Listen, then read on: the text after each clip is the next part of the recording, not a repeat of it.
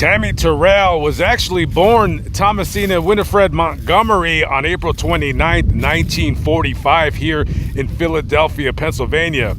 Now you're probably thinking, well, Thomasina, it's kind of an odd name. Well, she was named after her dad, Thomas, but her mom and dad, they thought that she was going to be a boy. So that name was going to be Thomas. And when she came out, well, she was not Thomas, she was Thomasina, but her friends and family would call her Tommy for short. Going through her childhood, she loved singing and she was quite apt at it as well.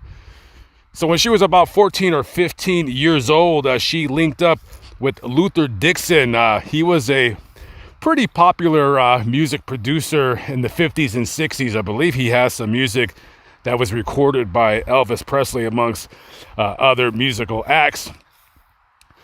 So he signs her to a label and she, does a couple singles. Nothing's really taken off for her. Later on, after linking up with Mr. Dixon, here comes James Brown. Now, of course, we all know the story about Tammy Terrell and James Brown. At the time, James Brown had signed her to his band, and she was 17, he was 32. And that was a very, very, very abusive relationship between those two. And there's more than a few people who witnessed the beatings that James did upon Tammy. She later got tired of that and she left. We all know, God rest his soul, James Brown had them demons, boy. And when it came to coke, well, let's just say that man was no stranger to the little white substance, you know what I mean? The little toot toot beep beep. So after leaving James Brown's band, she tries music a little bit more. She has a couple of flop singles, and you know what? She says, the heck with this, I'm done. She actually enrolls into the University of Pennsylvania, and she becomes a pre-med student. I believe she wants to become either a doctor or something along those lines. So she's going to school, and she ain't making any music. She's going to school. She's a full-time student. She had been in school for 2 years, right? And she was very passionate about her studies, and she was very, very serious about completing her education. So while she was in school, she's approached by Jerry Butler. Jerry Butler, he's like a politician out here in Philadelphia, and he was also the lead singer of the Impressionists, or the Impressions, I believe. So he had a couple of medium hits in the 50s and 60s.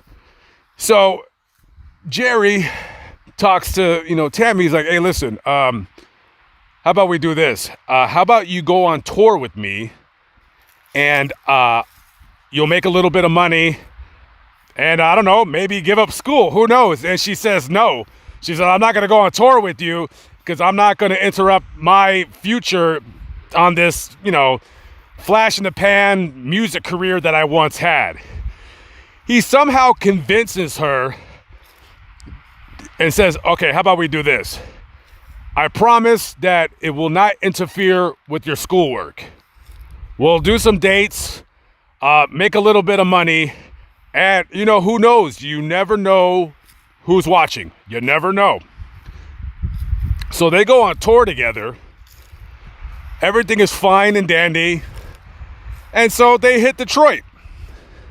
So they're playing in Detroit, and guess who's watching? The Motown man himself, Berry Gordy. So he's watching Tammy perform, and Tammy's a very, very great singer, and she's very easy on the eyes. Only a blind man would be able to not see that. So after the performance, Barry, hits her up and says, hey, listen, we need to talk. Like, I want you on my team. And she's, like, whatever. She's been there, she's done that. And he's like, no, I'm serious.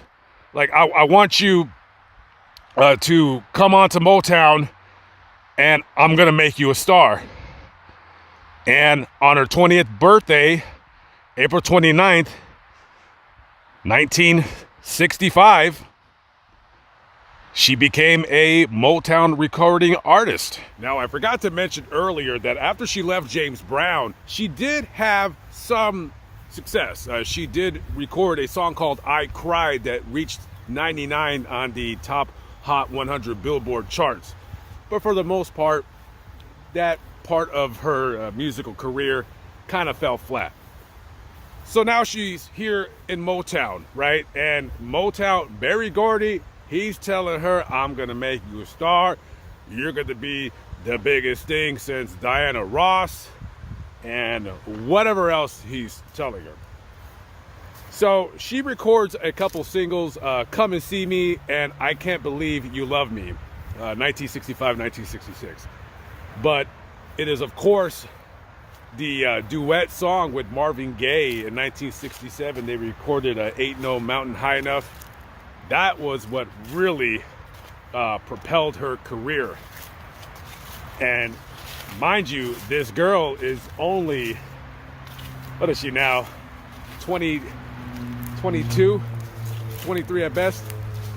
And you're recording a song with Marvin Gaye. That song, it hit number 19 on the top 100 Billboard charts, and it hit number 3 on the R&B chart. So this song was all over the radio, and she is an instant star. And nothing could take her off that course of stardom until a very, very unfortunate medical episode occurred to her while she was performing with Marvin Gaye down in Virginia at a school on October 14th, 1967. If you're watching this show and you see Tammy collapse into Marvin's arms, you probably think it's a part of this show, but it was not. So they abruptly canceled the rest of the performance and they rushed Tammy to the hospital. And over the course of several days, conducting a series of different medical tests, the doctors are asking Tammy about her medical history, and she did have a history of having very severe migraines ever since she was a child, pretty much. And one day the doctor comes in and tells her, you have a malignant brain tumor. That means cancer. Can you imagine one night you're performing with Marvin Gaye in front of thousands of screaming fans, and the next thing you know, a doctor is telling you that possibly you're gonna die? I don't know what that feeling feels like, but I can only guess it feels like an absolute gut punch, because I can feel it right now, me just trying to pretend to step into her shoes. Now, Tammy wasn't like negative. She wasn't like, oh my God, this is terrible, I'm gonna die. No, she was quite positive about her prognosis. And the following January 1968, they operated on her and they removed the tumor. And after she recovered from the surgery, she got back to doing what she loved to do, and that's making music. So she starts recording again with Marvin Gaye, and then they recorded a couple more hits. Ain't Nothing Like the Real Thing, Baby, and of course, You're All I Need to Get By. And no, that is not Mary J. Blige that's saying that, that's Tammi Terrell. Just want to let you guys know. And she fought for as long as she possibly could. She was doing fine one day, the next day, not so good. And she ended up having to have 8 surgeries trying to fight the cancer, trying any treatment that was readily available to her. And it came a point in time where she became so weak that she could no longer record any music. Her hair started falling out. I'm assuming from the chemotherapy treatments. She lost a lot of weight, and towards the end of her life, she was unable to walk. She had to get around on a wheelchair. Truly didn't even get enough time to become a megastar that she would have. I think that she eventually would have got her own thing going. She would have got her own hits, and she probably would have made her own career away from Marvin Gaye. Not saying that it's a bad thing, but I'm pretty sure that, you know, she would have wanted to be out on her own. And very tragically, on March 6th, 1970, only 24 years old, her body just ravaged from the cancer. Tammy died. And this is her grave right here. She is buried with her parents, Thomas and Jenny. That is her name right there, Thomasina.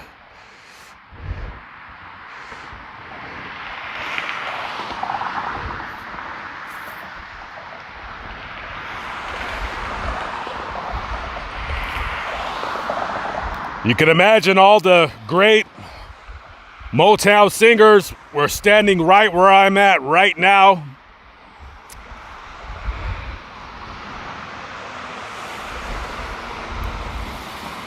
I believe one of the songs that she sang with Marvin Gaye was being played during her funeral. I think it was You're All I Need to Get By. And Marvin Gaye, you know, I don't know if their relationship was more than just friends, but he took that very, very, very hard. And a lot of people said that a lot of addictions that he suffered through in life is a direct result from Tammy dying. Over 50 years later.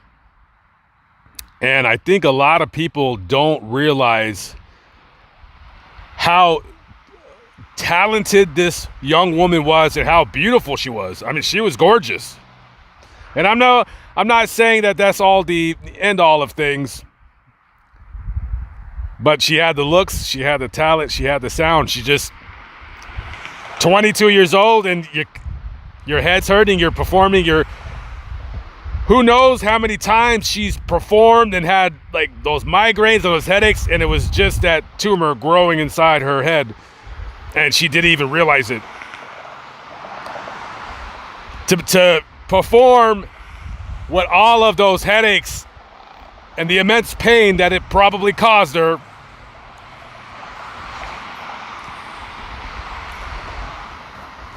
just one of the ultimate, just tragic stories in all of music. And thousands of cars drive up and down this highway every day, and I bet you they don't even know that a true musical legend, in my opinion anyways, is lying right here in this cemetery.